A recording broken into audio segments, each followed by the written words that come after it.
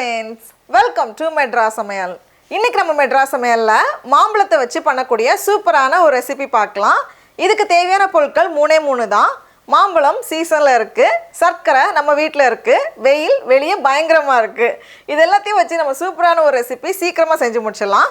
இது பண்றதுக்கு நான் இன்னைக்கு 1 கிலோ நல்ல பழுத்த மாம்பழம் எடுத்துர்க்கேன். இந்த மாதிரி மாம்பழத்துல நான் 6 எடுத்துர்க்கேன்.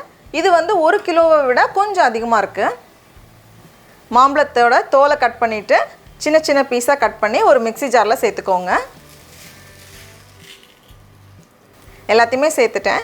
இது ஒரு 750 கிராம் போல இருக்கு. இதை ஒரு மிக்ஸி ஜார்ல மாத்திட்டு எந்தவித கட்டியும் இல்லாத மாதிரி நல்லா அரைச்சு எடுத்துக்கோங்க.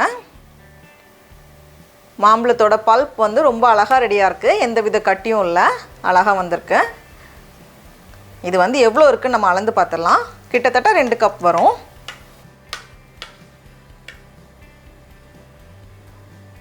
2 கப் கிடைச்சிருக்கு. இதுக்கு 1/2 கப் சர்க்கரை எடுத்துர்க்கேன். இது 100 கிராம்.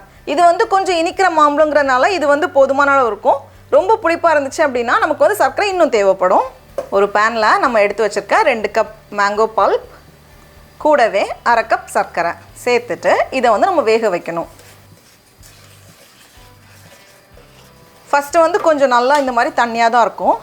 அது கொஞ்சம் டைம் ஆக நல்ல கெட்டியா வரும். கலந்து விட்டுட்டே இருங்க, அடி பிடிச்சிர கூடாது. எனக்கு மிதமான சூடுல ஒரு 15 நிமிஷம் போல ஆகியிருக்கு. இப்போ கொஞ்சம் கெட்டி ஆகியிருக்கு. பார்த்தாலே நமக்கு தெரியுது. கொஞ்சம் அந்த அல்வா பதத்துக்கு முன்னாடி ஸ்டேஜ்ல இருக்கு. பாருங்க, இந்த மாதிரி நல்ல கெட்டியா வந்திருக்கு.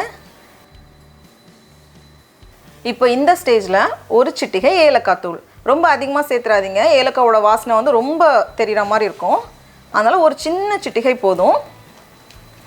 ஏலக்காயோட வாசனை வேண்டாம் அப்படினா ஏலக்காய் இல்லாம நம்ம செய்யலாம்.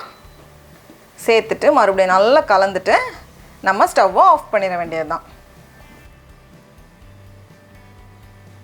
இப்போ இது லைட்டா ஆறுனதுக்கு அப்புறமா ஒரு பாத்திரத்துல கொஞ்சம் நெய் அப்படி இல்லனா எண்ணெய் சேர்த்துட்டு இத அப்படியே நம்ம விரிச்சு வச்சிரலாம். நான் கொஞ்சம் குண்டா தான் வைக்க போறேன். அதனால ஒரே பிளேட்ல வச்சிருக்கேன். ஸ்பூனுக்கு கீழவும் லைட்டா நெய் தடவி இருக்கேன். அப்போ ஒட்டாம அழகா விரிக்க வரும். ஒரு துணி போட்டு மூடி வைக்க போறேன். அணில் இங்க நிறைய இருக்கு. நான் எது காய வச்சாலும் விடாது. அதனால தான் மூடி வச்சிருக்கேன். மூடி வச்சிட்டு வெயிலுக்கு கீழ ஒரு 2 ல இருந்து 3 நாள் காய வச்சுக்கோங்க. அழகா ரெடி ஆகிரும். வச்சிரலாம்.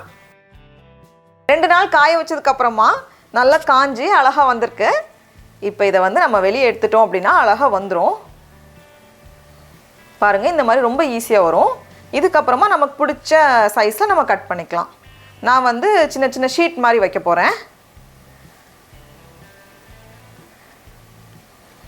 அவ்வளவுதான்.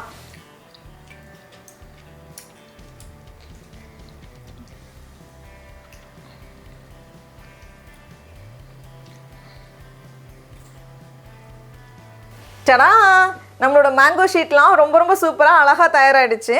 ரொம்ப சுலபமா நம்ம வீட்லவே செஞ்சிரலாம். குழந்தைகளுக்கு ரொம்ப பிடிக்கும். இப்போ நம்ம டேஸ்ட் பண்ணி பார்க்கலாம். ரொம்ப நல்லா இருக்கு. 3 பொருள் வச்சு வீட்ல சூப்பரா செஞ்சு முடிச்சிடலாம். நீங்களும் கண்டிப்பா இந்த ரெசிபியை வீட்ல செஞ்சு பாருங்க. உங்களுக்கு இந்த வீடியோ பிடிச்சிருந்துச்சுன்னா மெட்ராஸ் சமையலுக்கு சப்ஸ்கிரைப் பண்ணுங்க. நாவின் சுவை எறும்புகள் மலரட்டும்.